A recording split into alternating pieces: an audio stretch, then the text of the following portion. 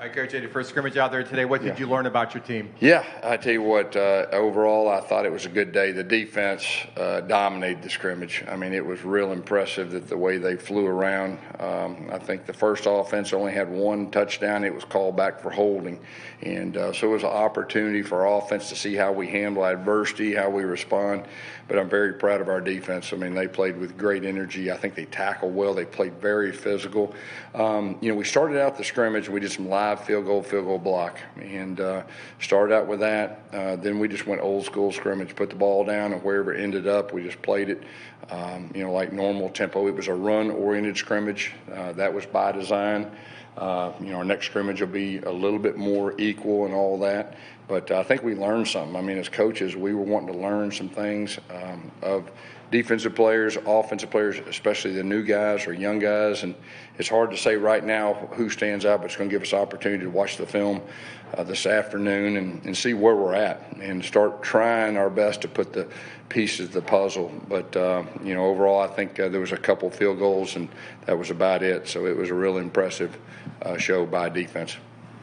Run-oriented, how did the running backs look out there? Of course, I'm worried about holding on to the football. I think we had one fumble. The defense got it, and it was one of the younger guys. But the first day, we even let Bowser get tackled. Bowser probably had two to three series. It was good to get him out there, and that's probably about all he'll do. Johnny Richardson had the long run. It was about a 70-yard run that got called back. And then the rest of the guys all got probably pretty close to equal carries, as far as that. But like I said, we learned a lot. What did you have your quarterbacks do, and what did you learn from that? Yeah, we weren't able to go quarterbacks live, so it kind of, you don't get a chance to really get a great feel, but how they ran the offense, how they communicated, I mean, that's really what we'll look at as far as execution. Like I said, there wasn't a lot of long drives, so it was more of how a team responds to them, and how we respond to the adversity on the sideline. Coach, besides the energy from the defense, was there anything else that stood out about them? No, they were just having fun. They were playing physical, good, hard-nosed defense. I mean, it felt really good out there watching them fly around.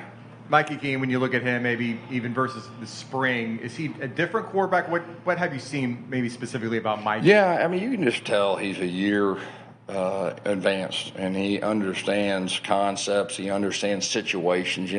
True freshman, you're learning as you go situations, and he's got a better feel for that. And so he's continuing to improve.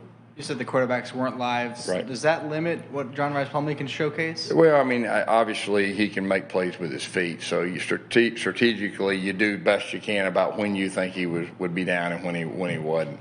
So that's the challenge. But we can still learn quite a bit from what we see. What did you learn from watching your linebackers today? Of course, it was the whole defense. I mean, there really wasn't one group that stood out. I mean, there was secondary making plays. Defensive line was very disruptive. They had a great pass rush today. The linebackers, I felt them. You could kind of feel them out there, their presence, and, they were really confident. They were flying around trying to play physical. You said you kicked a couple field goals. Yeah. How was that kind of split up, and what were the distances, if you remember? Daniel's the one that I think he had all the field goals. Boomer's kind of got a little bit of a tweak and all that, so we're going to rest him until he gets 100%. But Obarski was the one that really got the reps. And then we punted within the scrimmage, just a snapper and a punter and a returner.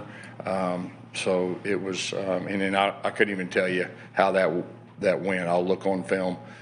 To be able to see that, especially our new punter. I'm curious to see how he reacts in situations. We were going to do some live punt return. We'll go ahead and push that to our next day. We're in shoulder pads and be a little more specific with that. Were there any young guys that stood out to you, Coach? It's hard for me to say. I mean, if I say one guy, there's probably two or three I'm going to leave out. I'd rather not. I'd rather wait till the next time I talk to you, and I can tell you, who really stood out in a good way and who didn't.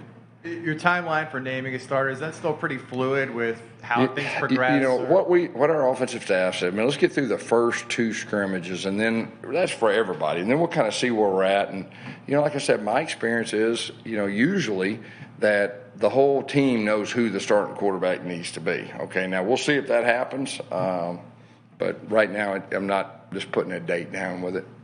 Before the scrimmage yesterday and the day prior, you guys worked on red zone and third down. How How did that go? Yeah, really good to go third down with our offense and our defense. Yesterday we took it off their legs, and it was red zone, and red zone's a completely different world. And there was a few red zone series live, you know, and that's always different about how guys respond. And so we're just, you know, offensively right now, we're just trying to figure out, you know, who we can count on, who is game ready, you know, who is really part of the team with that. And that's really the great thing on a day like this, when you struggle on one side of the ball, you really get to see, okay, all right, you know, we're going to fight through, we're going to stick together. And that's always the positives as you move forward from a coach's standpoint. What are your expectations for Tremont Morris-Brash this camp? Rush the passer, be one of the best pass rushers in college football. What do you think about the 3 days on, 1 day off that they're doing now? Yeah, that's by design too. You know, trying to help our guys with the soft tissue, with the wear and tear. And then, you know, football's a routine. And, you know, once you get to the season, it's 3 to 4 days and you play. So we're trying to kind of monitor that. And a lot of times in fall camp, you get just as much done or more done in a walkthrough when you can kind of slow down, you can talk through, and you can teach. And, you know, my experience is, you know, attention spans for players in meeting rooms every year kind of goes down. And so if you actually walk through and show them and teach, you know, like, oh, okay, because they're so used to everything happening quick with the phones and all that. So a lot of times off days are even more beneficial than pad days. What's the plan for this week? Do you have another scrimmage coming up next weekend? What's kind of the objective? Yeah, what we'll do is we'll clean it up. We'll correct. We'll have all the corrections and everything that goes with it. We'll have a special teams emphasis, and then we'll just kind of gear up for the next scrimmage. And hopefully after the next scrimmage, we'll have a lot of good information. For the next scrimmage, Coach, will the quarterbacks be live or maybe? Yeah, I hadn't decided yet. I mean, you know, before I'd say no, but you never know. You never know. How would you describe the communication between players out on the field? You know, some good, some bad. You know, some, you know, it was hot out there today, and, you know, we're rolling and going, and, you know, the communication, the effort, and the attention to detail, it needs to improve, especially on the offensive side, and it will.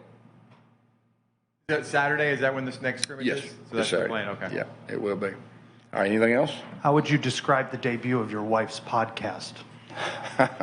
Honestly, I'm gonna be honest with you. I saw about 5 minutes of it, and we did it about 3 weeks ago, so I can't remember everything. But she's the star of the show. So, like I said before, I'm pretty boring. She's the personality of the group, but I'm really excited for her. Okay, all right, thank you guys.